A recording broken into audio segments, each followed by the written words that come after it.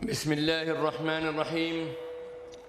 الحمد لله رب العالمين، والصلاة والسلام على النبي الكريم وعلى آله وأصحابه أجمعين ومن تبعهم بإحسان إلى يوم الدين.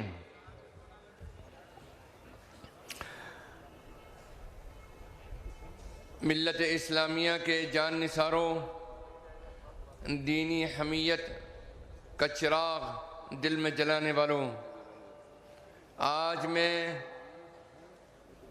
یہ محسوس کرتا ہوں آپ کے اس عظیم الشان سیلاب کو دیکھ کر کہ انشاءاللہ دین متین کی حفاظت کی جو آواز آل انڈیا مسلم پرسنل لا بورڈ کی جانب سے اٹھائی گئی ہے، وہ صدا انشاءاللہ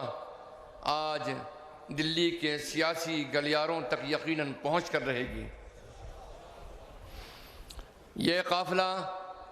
آج سے 52 سال قبل ہندوستان کے تجارتی شہر بمبئی کے آزاد میدان سے یہ صدا بلند ہوئی تھی، اور ہندوستان کے تمام مسلکوں اور مشرب کے ذمہ داروں نے یہ فیصلہ کیا تھا کہ ہم کسی بھی حالت میں اس ملک کے اندر جمہوری اقدار کی حفاظت کے ساتھ ساتھ سب سے بڑا ملی فریضہ سمجھتے ہوئے دین متین کی حفاظت کے لیے ہر طرح کی قربانی دینے کو تیار ہیں۔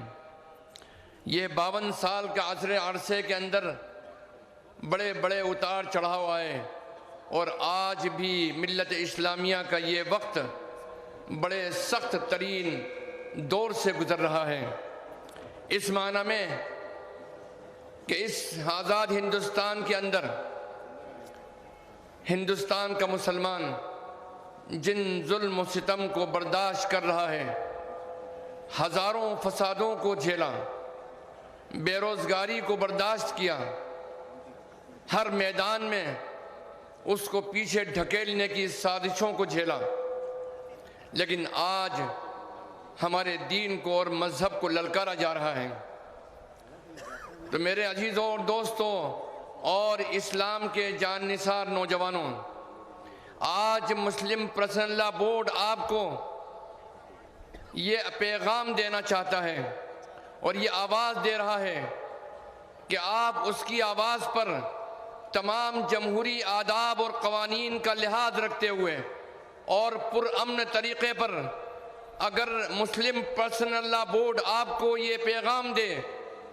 کہ بنگلور ہی نہیں کرناٹک کی تمام سڑکوں کو جام کر دیا جائے تو آپ اس کے لیے تیار ہو۔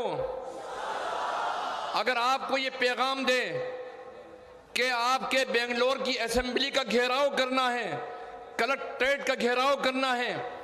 پورے امن اور شانتی کے ساتھ میں، تو اس کے لیے آپ تیار ہو انشاءاللہ۔ اگر آپ سے یہ کہا جائے کہ نہیں اس پر بات نہیں بنے گی، آپ کو دلی پہنچنا ہے اور دلی کے پارلیمنٹ کا گھیراؤ کرنا ہے اور وہاں کے روڈ کو جام کرنا ہے اور وہاں جا کر اپنا احتجاج درج کروانا ہے، تو میرے دین کے متوالوں یہ بتلاؤ تم اس کے لیے تیار ہو؟ اپنے اپنے ہاتھوں کو اٹھا کر بتلائیں انشاءاللہ۔ میں بہت لمبی بات نہیں کہوں گا اس لیے کہ میرے پاس صرف 3 منٹ کا وقت ہے، لیکن میں ایک بات یہ پورے وضوح سے کہہ دینا چاہتا ہوں کہ اگر آپ خود یہ تہیہ کر لیں اور فیصلہ کر لیں کہ ہماری جان چلی جائے، ہمارا مال چلی جائے، ہماری عزت چلی جائے، لیکن ہم اس چراغ دین متین کے چراغ کو اپنے